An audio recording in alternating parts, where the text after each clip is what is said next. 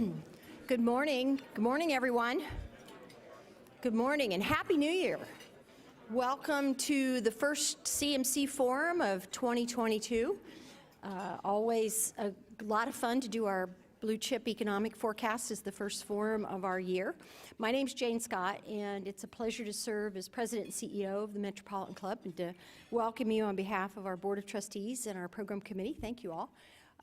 Really appreciate people coming out. I know it's a very tentative time right now. We're all kind of scratching our heads wondering what to do and what not to do, but we appreciate you being here. 2022, the Metropolitan Club has designated that as a year of gratitude. We are recognizing key stakeholders, our media, our sponsors, our members, those of you in the room that have helped us navigate the crazy, rough, turbulent waters of the last couple years. And it looks like you're going to be helping us row the canoe for the next year, too. We're very, very grateful for all the help and all the supports everybody given us. And just as a token, as you leave today and as long as they last, we have some nice little note cards. They're just blank. And beautiful photography from our photographer, Rick Buchanan. And Rick, thank you, Rick, gorgeous photographs. And this is Rick's as well. So what we hope you will do is use these note cards to thank someone who has helped you in the last year or two. You know, maybe it's a neighbor, maybe it's a spouse, maybe it's a hairdresser or somebody from the grocery. But please think about the people we need to say thank you to. That's part of our role to help you say thank you, and we're certainly grateful too. I don't know, some of you may be here for the first time since we've been doing the live streaming. Our format's a little different. As you've noticed, your lunch has been served already. And right at noon, our speakers will kick it off, and we'll go just about a minute after noon, we go to live stream. So the 140 people here in the room, you'll be joined by at least that many, probably quite a few more today watching the live stream. So one of the considerations that we want you to be aware of, we know you can't wear your mask while you're eating, but please do put your mask back on after you've had your meal. It's part of the city's mandate right now, as well as just a nice courtesy to the folks around the table. And the other thing is the camera pans the room too, so we want to make sure that everybody who's watching online knows that we're behaving ourselves.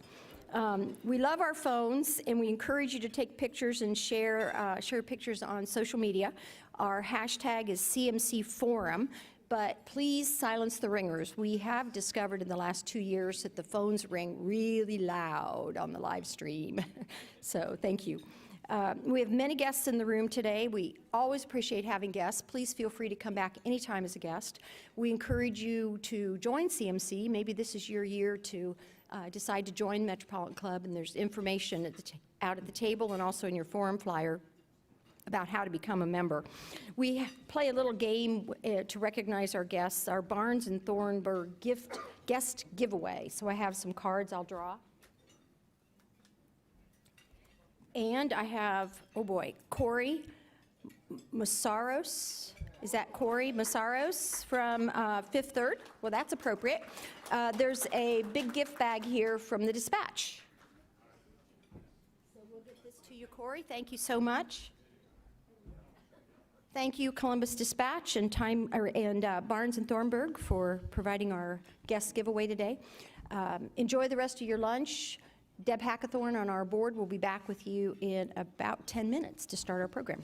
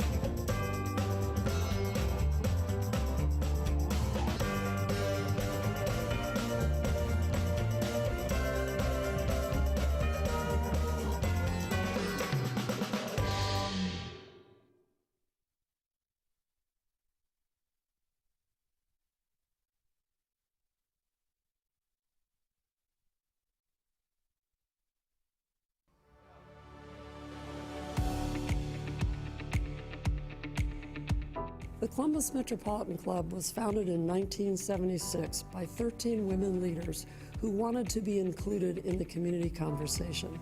I am Sally Bloomfield, and I was one of those 13 women. Having been left out of men's clubs that focused on community issues, it was a priority for us to make the club 100% inclusive.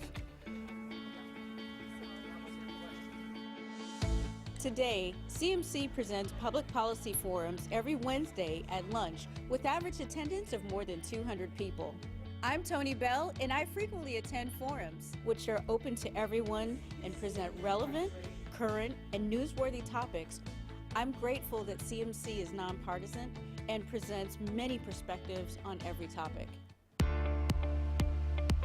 I'm Jane Scott, President and CEO of the Columbus Metropolitan Club.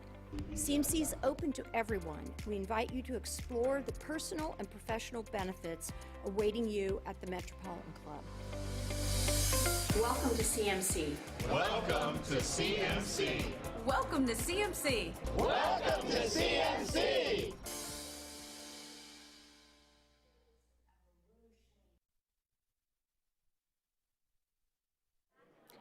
Good afternoon, and welcome to the Columbus Metropolitan Club.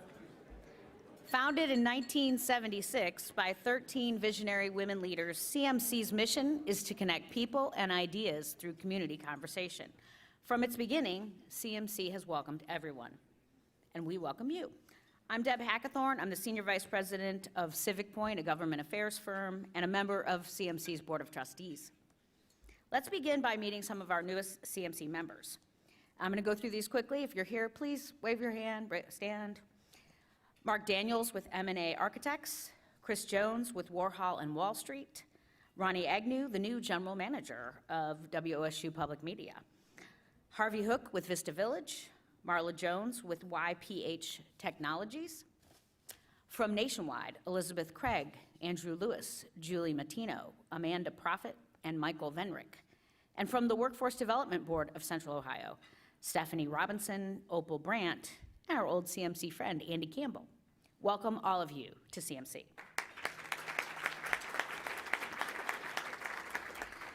We invite you to become a CMC member as well, and your organization to consider sponsorship. On the back of your form flyers are organizations that provide our not-for-profit Columbus Metropolitan Club with half of its annual revenue. To join this list of generous sponsors, please see Jane Scott or Lainey Cuthbert with CMC. Raise your hand, ladies. They are here to serve. Today's forum is supported by the Columbus Dispatch and sponsored by BDO, Fifth Third Bank, the Robert Weiler Company, and Keeler and Nadler Family Wealth. Thank you to today's forum partner, the Workforce Development Board of Central Ohio.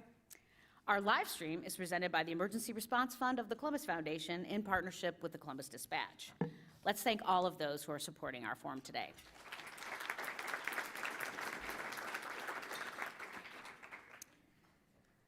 After a tumultuous 2021, both politically and economically, what's in store for Central Ohio in 2022? Well, today we'll hear what the year ahead looks like for the Columbus economy from our leading panel of experts.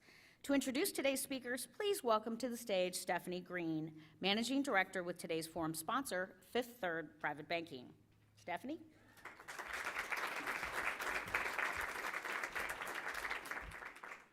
Thank you, Deb. And thank you, Columbus Metropolitan Club. Fifth Third Bank is really proud to support Columbus Metropolitan Club as we convene weekly conversations on important community topics. We are better as a community when many come together to discuss the matters of the times. Fifth Third continues to strongly support our local communities. Just last year, we announced a $20 million investment for the Packed neighborhood on the Near East Side, while also providing more than 5,000 hours of community service throughout Central Ohio. And for over 160 years, Fifth Third has provided customized, tailored wealth management solutions, helping individuals, businesses, and institutions build, preserve, and manage their wealth. A record stock market looms in stark contrast to the economic uncertainty and reality for many Americans. The global pandemic has caused seismic shifts in consumer behavior, supply chain constraints, and now rising inflation. Business is still anything but normal. Predicting the future is tricky business, but listening to our trusted experts for insight, good data, and guidance will aid us as we look ahead. And now, please join me in welcoming today's speakers. Mr. Doug Buchanan, Editor-in-Chief of the Columbus Business First. Dr. Fadhel Kaboub, Associate Professor of Economics with Denison University and President of the Global Institute for Sustainable Prosperity. Mr. Bill LaFayette, owner of Regionomics, and of course, our moderator, Mr. Mark Williams, business reporter for the Columbus Dispatch. You can learn more about today's speakers in your forum flyer. Mark, we look forward to today's conversation.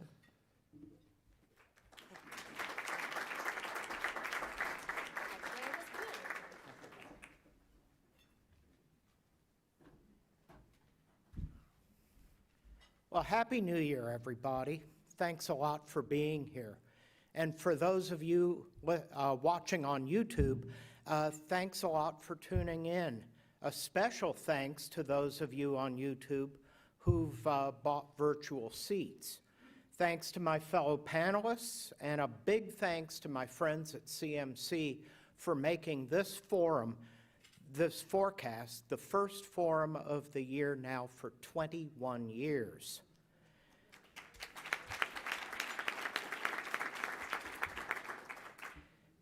The economy was in recovery last year, and recovery is going to continue this year.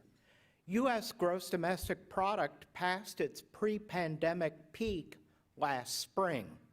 Not so employment, though. As of November, U.S. and Columbus metro area employment was still about 2.5% below where it was in February 2020.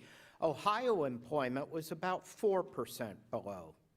It looks like year-over-year U.S. employment growth was 2.7% in 2021, its best one-year gain since 1994.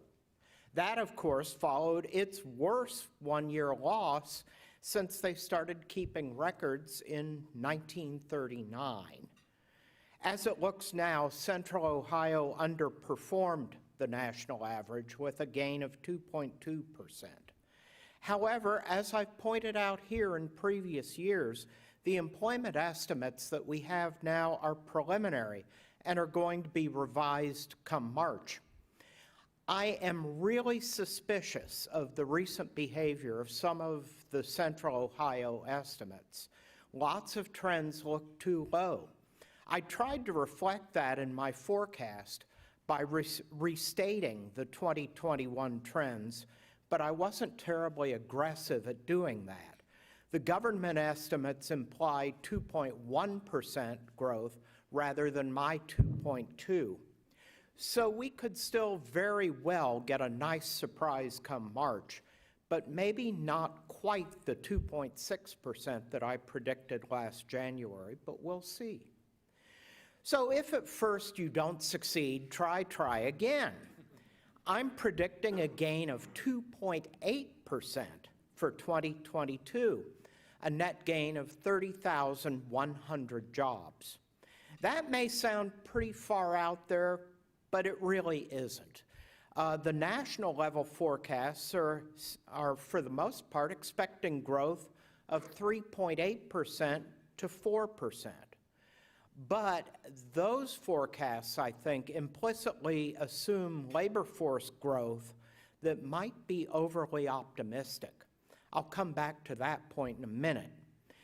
Gains should be especially good here in Central Ohio in professional and technical services, whose employment, I think, was probably fairly sharply understated last year, transportation, and the catch-all sector, other services.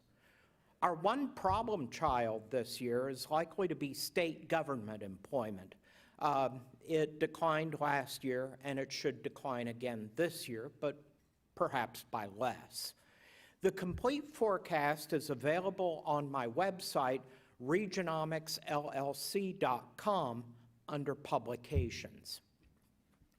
In addition to the pandemic, the workforce problem has been and remains the big question mark in our economic recovery.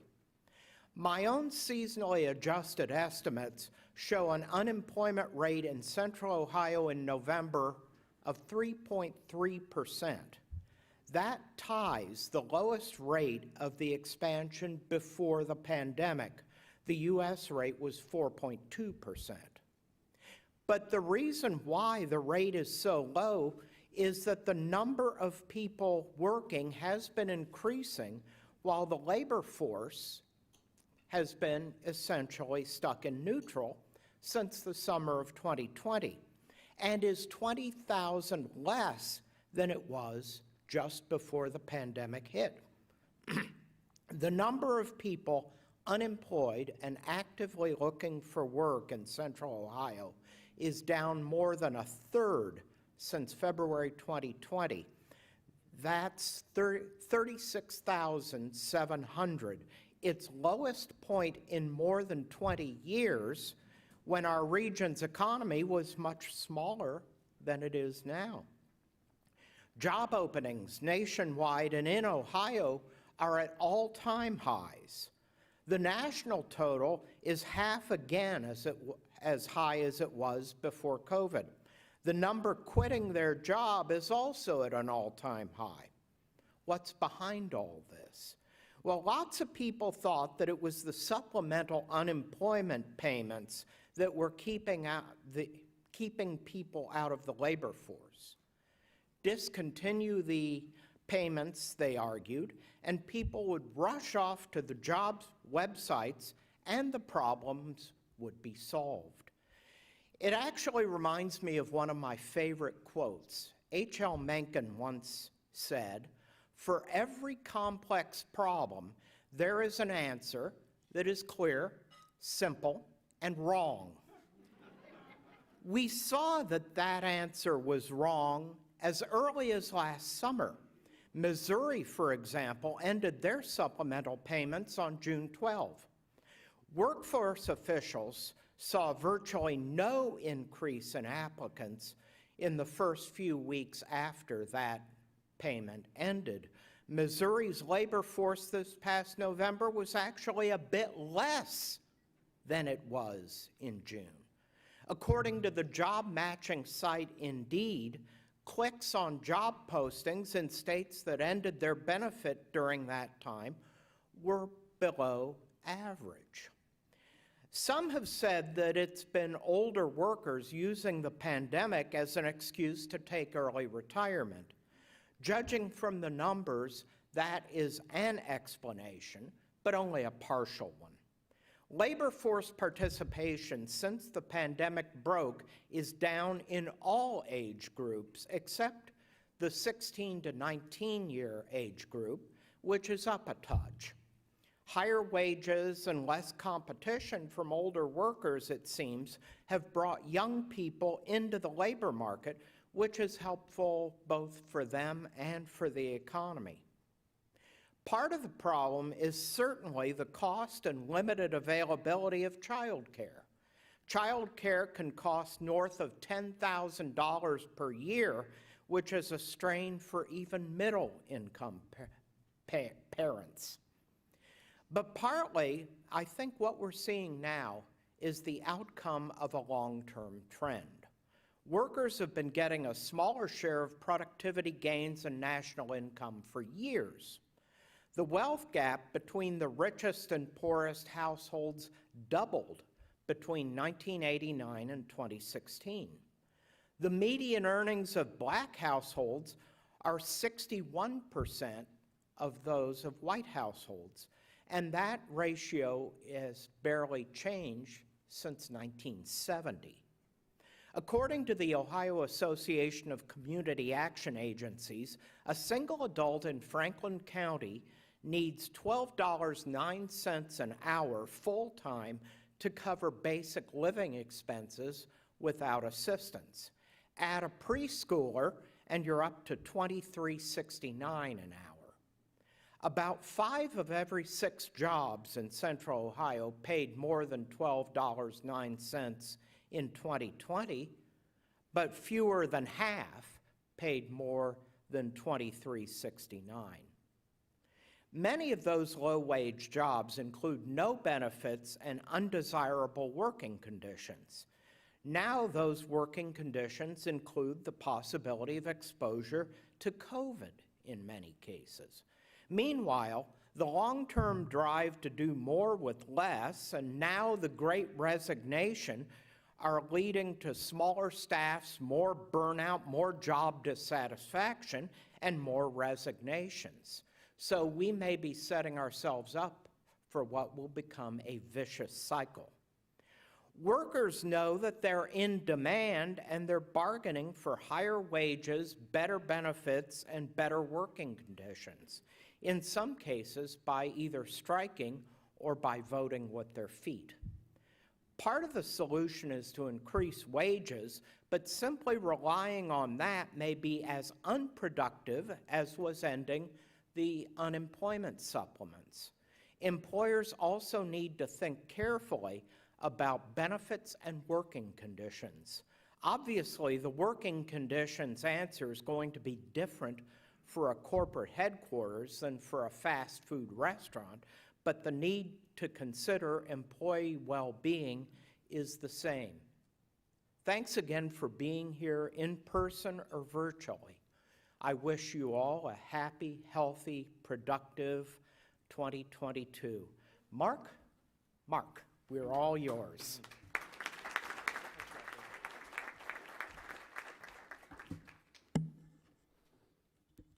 I seem like I have more stuff this year.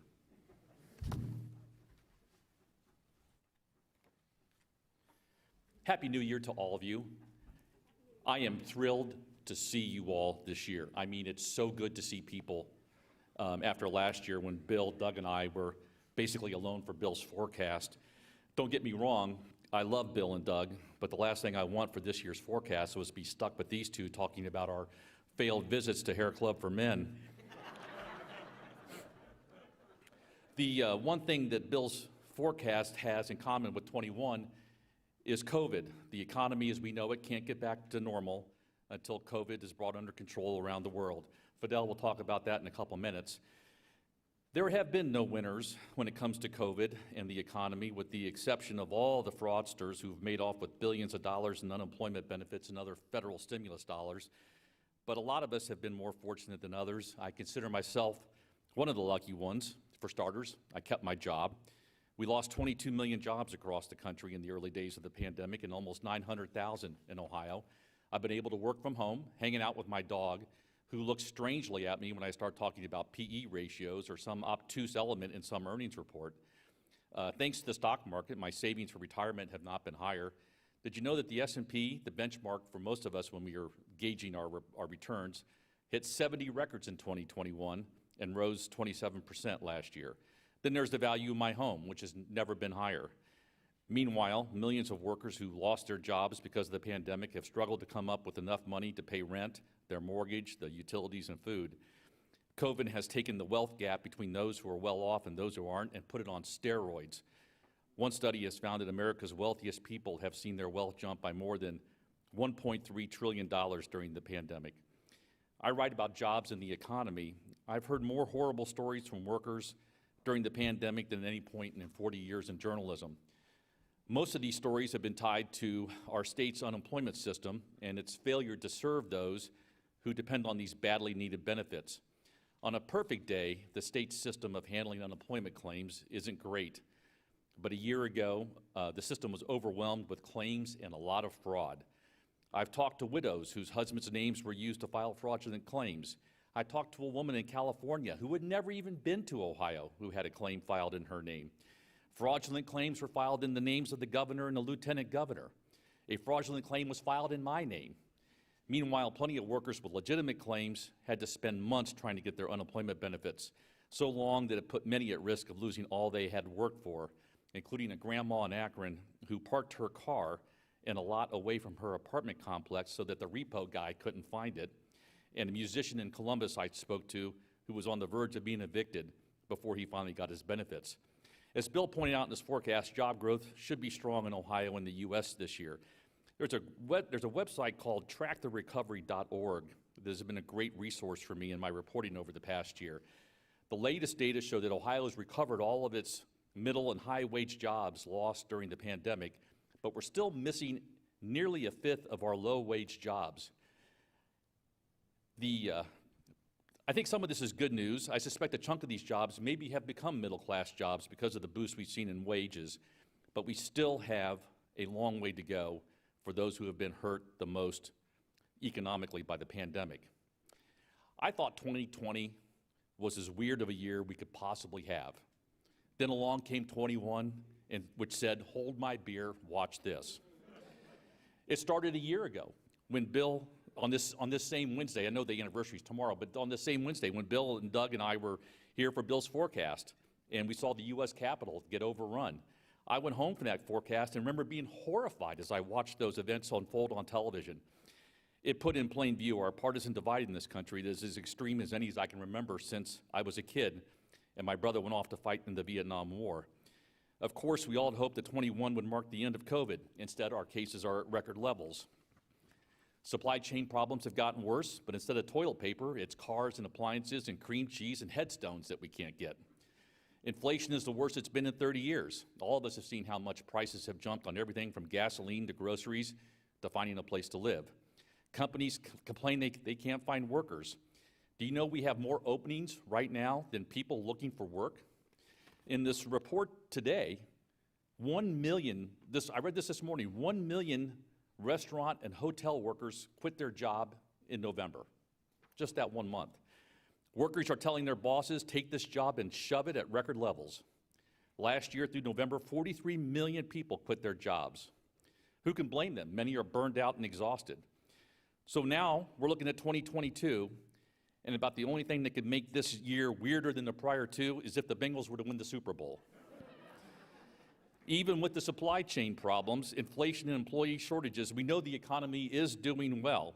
We also know that the government is pulling back on the stimulus that's helped support the economy over the past 2 years, and that ultra-low interest rates are coming to an end. We've heard Bill's forecast. Now let's get our other panelists involved. Fadhel, I'm hoping you can kind of kick us off on giving us your outlook for the national and global economy. There's a lot to think about. What's top of mind for you? Inflation. I'm going to be your inflation person today. Not because I made it up, but because it's real. So to be very clear in terms of what we're dealing with, we need to sort out the inflation pressure points that pre-existed before COVID, and then talk about the inflation pressure points that have materialized since then, and then figure out what we're about to do and how we can handle them. It's very clear that the Federal Reserve Bank has told us that they're going to raise interest rates at least 3 times in the coming year, because that's the only tool they have to fight inflation. And I will argue today that that's actually the wrong federal agency to deal with inflation for the following reasons. Pre-COVID, the 4 major drivers of inflation at the national level are healthcare, education, energy and transportation, and housing, real estate. Now, those 4 areas, when you think of what drives inflation, it's 2 subcomponents. One is what I sometimes describe as abusive market power. You raise prices simply because you can, because you dominate the market. And 2, because of shortage or lack of productive capacity, lack of availability of affordable housing, lack of availability of healthcare staff, and so on. Now, those 2 things, lack of physical productive capacity and market power, those are the sources of inflation. There is nothing the Federal Reserve Bank or any central bank around the world can do to actually address those sources. It's way outside their jurisdiction. As a matter of fact, raising interest rates may actually make it worse in those areas. Number 2, with COVID, we've discovered new inflation pressure points related to the global supply chains. And everybody now is familiar with the concept of inflation driven by global supply chains in terms of shortages of products shipped from China, from other parts of the world. That's COVID-related, meaning every time we have a wave of COVID disruptions globally, it's going to ripple through the entire system. And that not only affects the shortage of physical products, but also feeds the abusive market power that I described. In recent months, we've heard from many corporations and corporate CEOs saying the pricing environment is favorable, and record profits have been reported in the last few months. And it's simply because they can. Now, when you talk about workers saying we're not going back to these jobs, when we talk about the missing 80,000 truck drivers, when we talk about all of the labor shortages, it has to do with this cumulative effect of the pre-pandemic, the pandemic, the cost of living, the inequality. All of these things are materialized in the labor market. And we're not going to address that by raising interest rates, that's number one. And number two, we're not going to address any of the inflation pressure points by having the federal government spend less. So how do we deal with it? As far as I'm concerned, spending more at the federal level strategically to increase productive capacity in key areas. Number two, tax and regulate abusive market power, AKA antitrust laws. So you tame the abusive market power. And number three, ultimately, ending the global pandemic at a global scale. Because every time there's a global disruption, it's going to ripple through and it's going to affect everybody, including this economy, obviously. So I'm not very optimistic about where we're going because we've handed the keys for the economy right now to the Fed, and the Fed has a hammer, and the only thing it sees is a nail, so it's going to hit it at least 3 times this year, and it's not going to affect inflation. And the federal government, Congress, the 535 people we sent to Washington, D.C., have essentially told us that they're not going to spend more because they fear inflation, and that they are not going to go after abusive market power. They're not going to do whatever it takes to cooperate with the global leadership to actually end the pandemic and end the spread of new variants and development of new variants. So I think we're going to see more inflation for these reasons. And I think we're going to see more confrontation between workers and corporations in this country for sure. And I think consumers are going to be the arbitrator of this struggle. And I want this to be front and center in our public discourse. Unfortunately, it's not there yet because most people believe that the Fed will take care of it. So I'll leave it at that. So Doug, you guys at Business First write a lot about real estate and construction, and anyone who drives around town can see all the work that's been going on, and we know it's smoking hot. Right. We know it's smoking hot, and we're going to have higher interest rates. So what kind of is what do you? And we've seen how low our supply of houses for sale and all that kind of thing is. What do you all see when you're looking at real estate in 22? I mean, we see continued growth in building everything. I really can't think of a sector that's down at the moment because we need everything. We need housing. We need all kinds of housing. We need warehouses.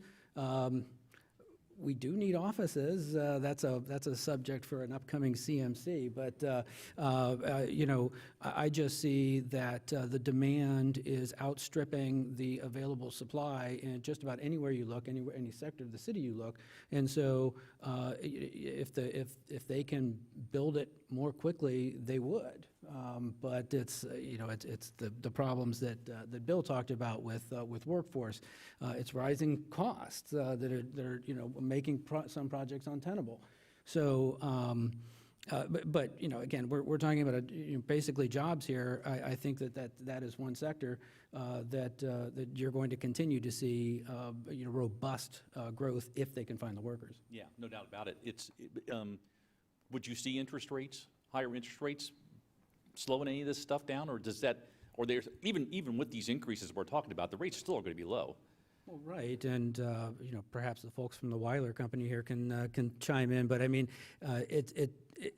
you can still build. I mean, you still have to, I think it's just like one of the other inputs on the cost that you're getting. If you can make the project work, you will. If you have to raise prices, you will.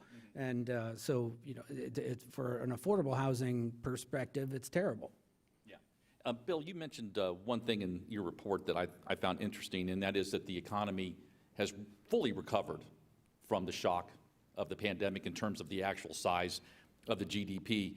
Yet we're doing that with a lot fewer workers.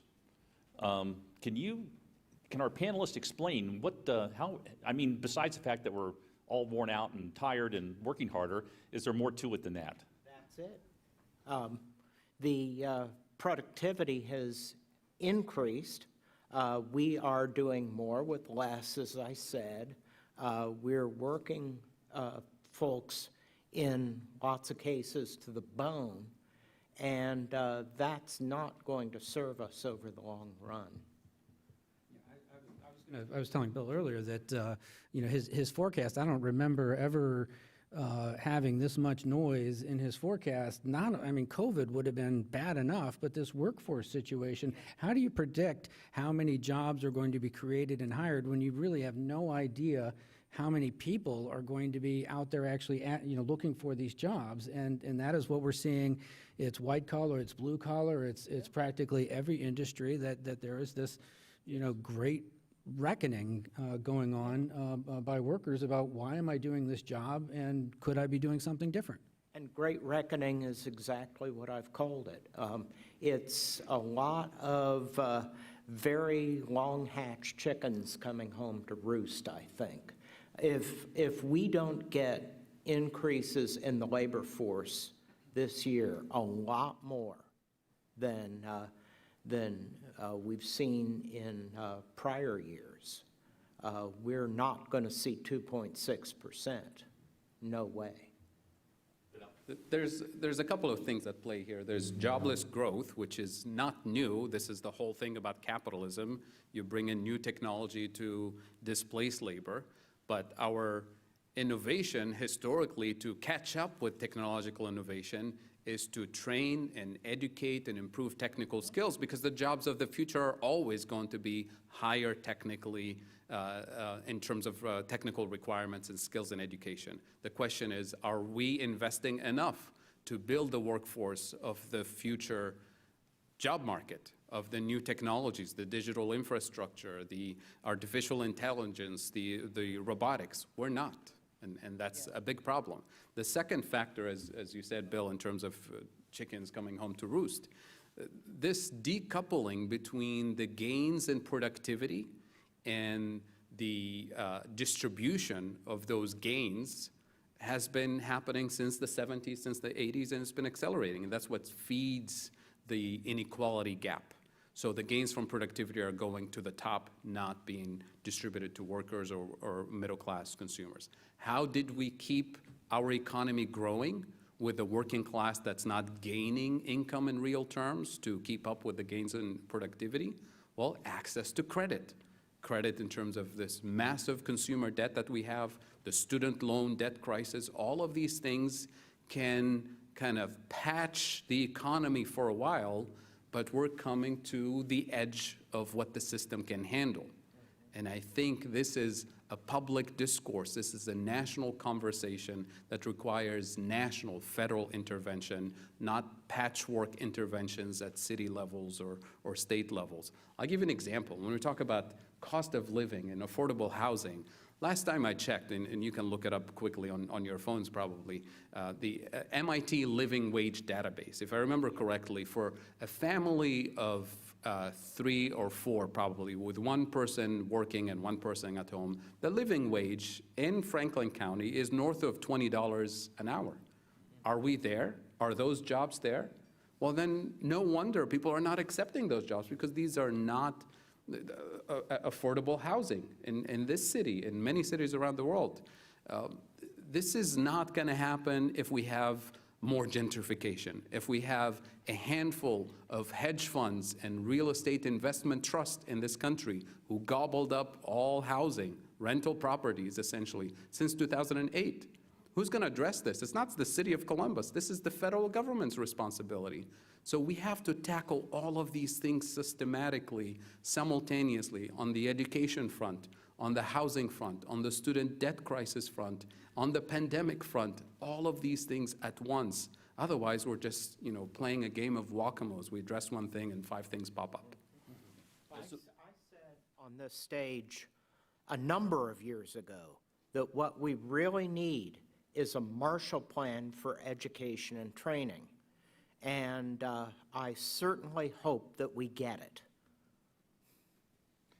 Just echoing what Bill and Fadhel said, that the investment, if we could have a greater investment in training, public investment, because, what have we seen over the past several years? We've seen companies just take it on themselves, partnering with Columbus State, partnering, I'm sure, with the Workforce Development Board and Lisa's team, and just, they have no choice. Because otherwise, you have to create the workers and not just hope that they show up. Which is great, but it's not sufficient and it's not systematic to run the largest economy in the world based on this patchwork type of, small-scale interventions. Yeah, and you have to be a larger company to even be able to do that in the first place, so then the, small business owners, they're going to get left with nothing. Exactly.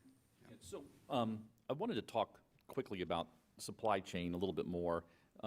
Drive by any auto dealership and you see plenty of empty spots where vehicles once sat. I get some of the problem. Our economy is largely driven by us paying for services. But with COVID, we've been stuck at home, and instead of buying services, we're buying stuff. And all that stuff that we're buying is now backed up at international ports because the people that are making that stuff overseas, they're all dealing with COVID as well. Is there something? Is it just really that simple that our supply chains have just been overwhelmed? I've seen some of the data that talk about how much more retail sales have gone up so much and all this other stuff in the past couple of years. Is it really just that simple? And if it's just that simple, I mean, I assume this stuff will calm down in 22. Only if the pandemic is under calmed control. down. Yeah. That's So certainly part of the problem. But so was the speed at which we reopened. We reopened early last year, late in 2020, at this blinding speed. And we had GDP growth north of 6% the first half of 2021. And even in the best of circumstances, that would have strained labor markets, it would have strained the supply chain. But we had on top of that a supply chain that essentially shut down for several months early in 2020. in terms of supply chains, when you had the first COVID disruption, and when you're, for example, meat packing companies in the US are producing the meat, cutting it, ready to deliver, the packaging, there's shortage of styrofoam packaging. When you face that constraint, the next order you're placing, you're going to order 3 times what you need in terms of styrofoam packaging. Now, all of a sudden, your producers in China are getting 3 times the global demand for everything because everybody's panicking about running out of, resources to deliver to their customers. The global supply chain was not built to handle 3 times the global economy. We just don't have it, right? So those disruptions are still there and will continue, which means shipping containers, shortages. Wooden pallets, you can't ship anything without wooden pallets. Shortages all over the world. So those disruptions are not going to go away unless we deal with the pandemic. Now, that also started a new phenomenon that we haven't seen before in the global economy. Just like workers here in the US are looking at their employers and saying, we're not going to take those wages, you have companies in China and other parts of the world who deal with customers like Walmart, for example. Walmart, we think of it as the biggest seller in the US retail market, but at the same time, in the global economy, it's the biggest buyer from small manufacturers, from small companies, and it's a price setter with those small manufacturers. Now, with the pandemic, those small manufacturers are able to push back against Walmart, against the big buyers, and say, well, here's our price. So that also disruption, which is reasonable when you think about it in terms of low-cost labor, low margins of profits across the global south in particular. So that adjustment is long overdue, and it's happening. So that becomes a question of, will U.S. retailers pass on the cost to customers or take a little bit from shareholders or something, right? So that's the readjustment that's long overdue in terms of distribution of income, and it's a question of power, of market power, of bargaining with producers, with workers, with consumers, with shareholders, with national governments being the arbiter of these big power shifts that are happening before our eyes. The only thing we see is inflation and these disruptions. But are we actually tackling this, this market power across the world, not just in the U.S.? I will say one thing, that these supply chain issues may benefit Ohio in the long run, because you may start seeing more companies switch from, it was always just in time delivery, now they're saying it's just in case, so that you stockpile some things. I don't know if you saw the reports yesterday. Toyota outsold GM in the U.S. for the first time ever.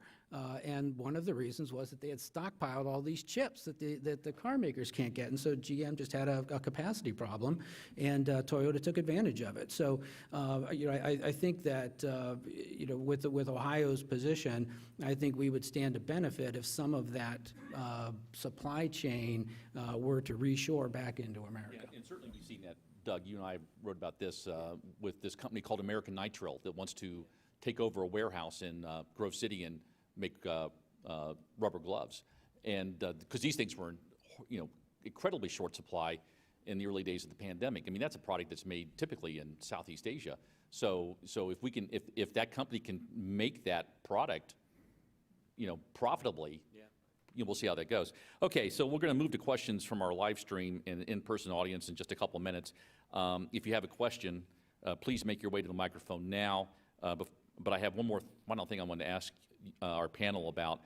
I was reading a story the other day that points out that a fifth of men between the ages of 25 and 34 are living at home. There's also been a big decline in the number of men in the labor force. When I was young, I couldn't wait to get out of the house. Is it a failure to launch? Too much time spent playing video games? Medical issues with the various problems that we've talked about with the CMC has talked about over the years with opioids and other problems? I mean, what's going on? I would say all of the above. Certainly, the student loan crisis that Fadhel's mentioned is really important. So's the cost of housing. It is very hard to get a decent apartment for less than $800 or $900 a month, and that is unaffordable for a lot of people who are just starting their careers, even if they're white-collar careers. Absolutely. I mean, I couldn't emphasize this more than what Bill just said. It's just, I have lots of students who graduate from Denison and other places, so we talk a lot about what's next. And it's, again, if there is no good paying job, I'm going to just stay at home and maybe take some coding classes, learn something, volunteer in the community until the next job interview and the next career move presents itself, because the debt is crushing, the cost of living is crushing, especially for people who live in rural communities and where there is no local job market that matches your skills and aspirations. So for a lot of young people, it's moving to New York, moving to San Francisco, moving to the city, the big cities in the state. And the housing cost, the cost of living is just not an option where you just, make it there and then the job will materialize. That question hits a little too close to home for me, so I'm going to take the fifth. It is CMC's longstanding tradition, of course, to take audience questions. Jane Scott is taking questions from the live stream audience. For our in-house audience, please join Jane at the microphone. And of course, the whole spiel, keep your questions brief and to the point. Jane, what is our first question today? Well, I have about 12 questions on the live stream already, so we'll go through them quickly and maybe have short answers too. That's a good idea. Great. And some of them are overlaps, so I'll do my best. Mindy Wright has a question. Does Dr. LaFayette have any data on the Great Resignation's impact on entrepreneurship? Well, just anecdotal impacts. Entrepreneurship has certainly increased, and if you've listened to me pound the table about entrepreneurship before, you'll know that I'm very, very happy about that. But yeah, it certainly has had an impact. Hi, I'm Warren Fishman. First of all, I want to say I really appreciate this forum. I look forward to it every year, and this one was no exception for sure. But I have a question about Columbus. Everybody who lives here, most people who live here love Columbus. And what I see happening is that one of the attractions to Columbus for years and years, in my opinion, is low cost of living and Midwest atmosphere. What's happening is our rents are skyrocketing, prices of housing is skyrocketing. What we don't have in Columbus is mountains, ocean, and weather, okay? And if I was a young person, I might be attracted somewhere else. And I wonder how you feel about that impact, and you think you see a change in the horizon. That's certainly been a concern of mine, the increasing cost of housing. We're still affordable when you compare us to a lot of other places, but we are certainly less affordable than other places in Ohio. And now that so many people can live wherever and take a job, say, in Columbus or Chicago, that might be their approach. Yeah, one more quick point on that. I've had someone tell me that they believe that Columbus will add 1 million people in the next 12 or 15 years. 1 million people. That's 50% more than what we have now. And they have to live somewhere, and that's going to be interesting. And the other thing too, I live near Lancaster. I've never seen so many apartments go up in Lancaster since all the time I've lived there, and I'm assuming it's the same for the other cities. I mean, Lancaster is a lot cheaper to live in than Columbus, and I would assume maybe we'll see some of that. People going to Newark or Marion or other places like that where they can find something that's more affordable. We're still not building enough housing units to accommodate the household growth that we're seeing. Jane. That's a whole nother forum. Bevan Schneck, how does Dr. LaFayette see the federal infrastructure legislation affecting the region's jobs forecast and economy? And will that too be tempered by inflation? Hi, Bevan. Well, yes, it will be tempered by inflation, no doubt about it. It all goes back to, can we get the workforce? That really is the question. And it is an open question. Our next question. Good afternoon. My name is Sean Marjadaksha. I'm principal of Bayer Environmental. My question is prior to the pandemic, we had an opioid pandemic, and since then, the opioid pandemic has skyrocketed. How much do you think the impact in the increase in substance abuse and drug use has impacted people not returning to work? It's very hard to stay sober when you're forced to work at home. I haven't seen any specific statistics that tie the two, but the link is there. We've known this for a long time, not just in this country, but other countries. Every time we have increases in unemployment, we have increases in substance abuse and all kinds of social problems. And this is the social cost, right? This is really the unaffordable part of the pandemic, right? We're paying for it with blood, tears, and money, as I always say. So spending strategically the right way to address the sources of the problem is much, much more affordable than doing nothing. That's the cost of doing nothing. Yeah, absolutely. So I think it's a really good point, and I also think one of the problems we may see with our workforce issues is the fact that people may not pass a drug test.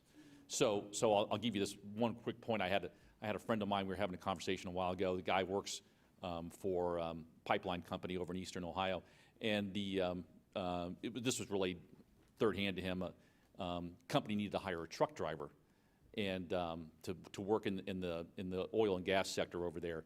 And so the manager was talking to a worker about this. Hey, I really need you to work, the job, pays this, and this. Everything seemed great because you're going to need to pass a drug test.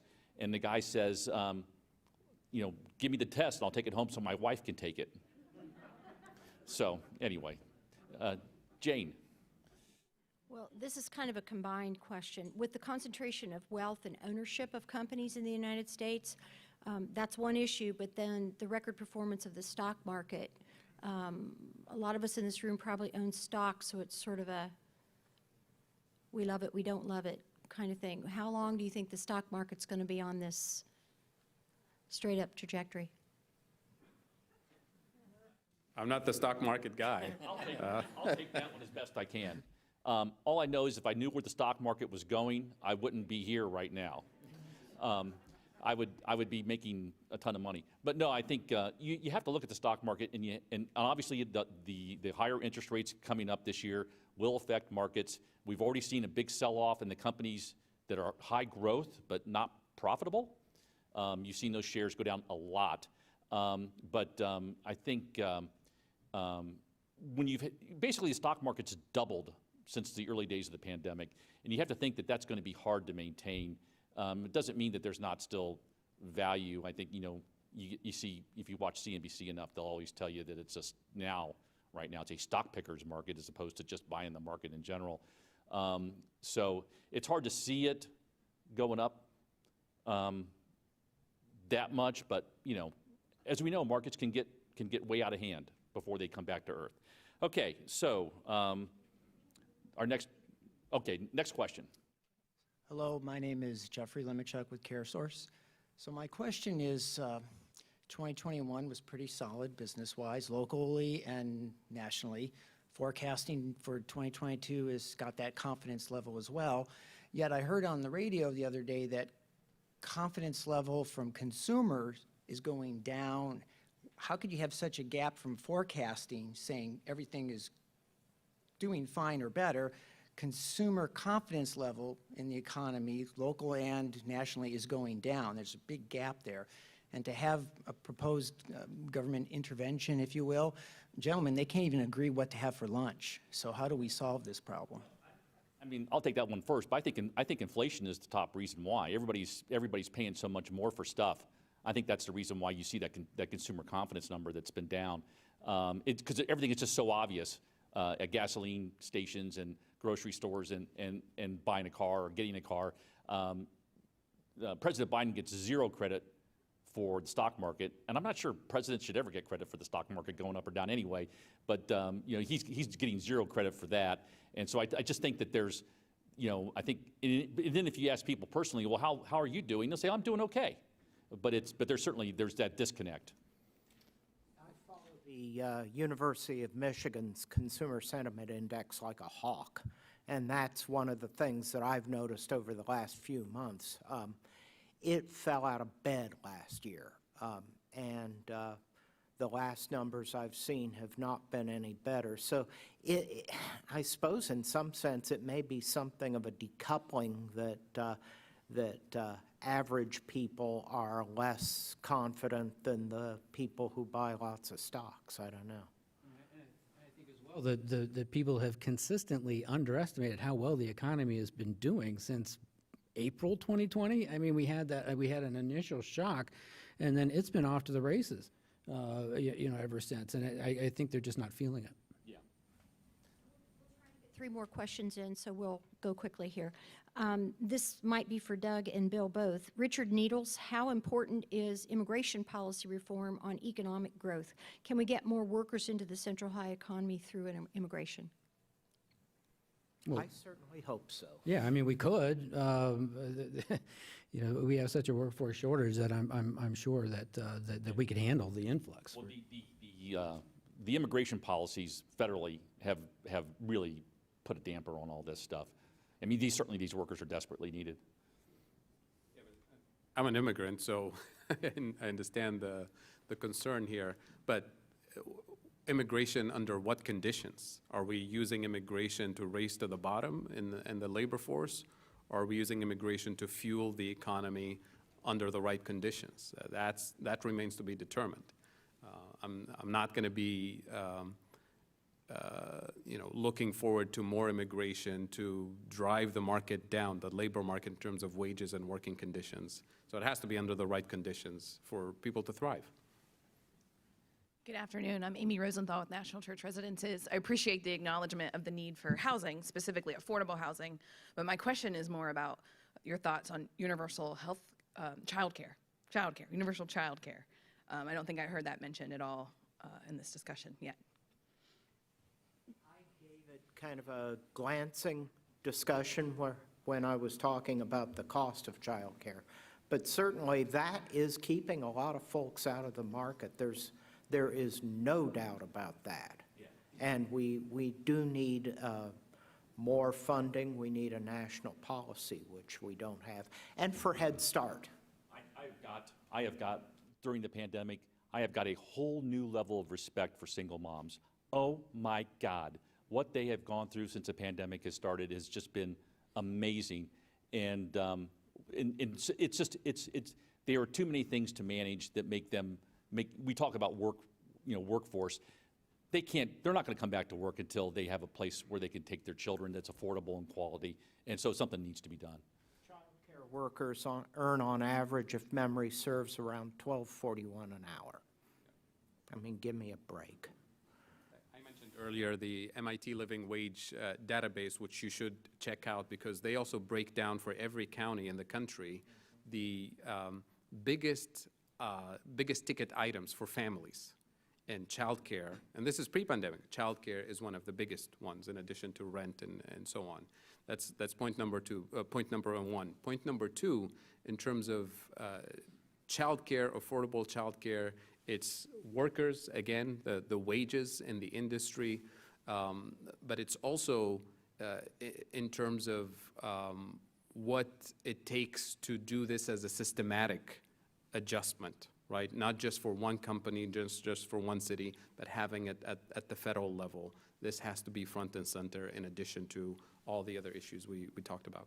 Okay, we've got time for one more quick one. This will be our last question. This is also from Mindy Wright. Given the Great Resignation and the corresponding idea that a lot of other people have quit to get better jobs, are there other ways to analyze the economy other than unemployment numbers? The hidden unemployment numbers, the numbers that are not on the front page. And the BLS, to be fair, reports all the numbers. It's just typically we focus on the headline numbers. So you have discouraged workers, you have workers that have been kind of not counted in the labor force, not counted as unemployed for a whole series of reasons. Sometimes it's because of a strike. If you're on strike, you're not unemployed. You're not in the labor force because you voluntarily decided not to work. If you've been displaced from the labor force because you're taking care of an elderly family member or because you're taking care of children, all of those categories, the BLS gives us the statistics, and they tell us we didn't count them as in the labor force, we didn't count them as unemployed, but they do exist. People who are not counted because of lack of affordable transportation. Last time I checked, in the Midwest and rural areas, there is at least 3 million people excluded, not counted as unemployed, because there's no affordable transportation that will get them, or reliable transportation.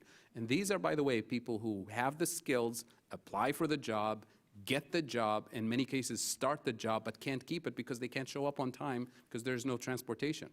So lots and lots of categories of people who are, this is pre-pandemic, by the way. So we have deep structural problems of hidden poverty, hidden unemployment that we didn't even touch. So when we talk about building back better, we're building back the same, not better.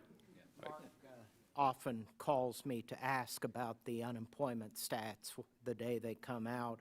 And I have teased him before that the only time I ever look at the unemployment rate is when he makes me. Such is my life. So with that, we are concluded, and Deb is going to wrap up with concluding remarks.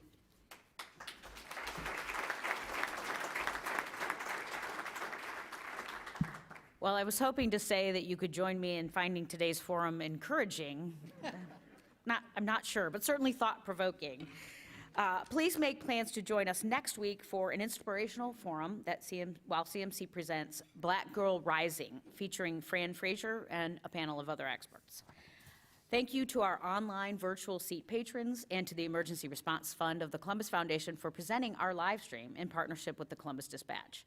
Thank you to our partner, the Workforce Development Board of Central Ohio, and to the Columbus Dispatch for supporting today's forum. Thank you to our other sponsors, BDO, Fifth Third Bank, the Robert Weiler Company, and Keeler and Nadler Family Wealth. And most of all, special thanks to today's speakers, Doug Buchanan, Fadhel Kaboub, Bill LaFayette, and our moderator, Mark Williams. Thank you all for joining us. We could not do this without you, and we look forward to seeing you next week as the Columbus Metropolitan Club presents another community conversation. Thanks.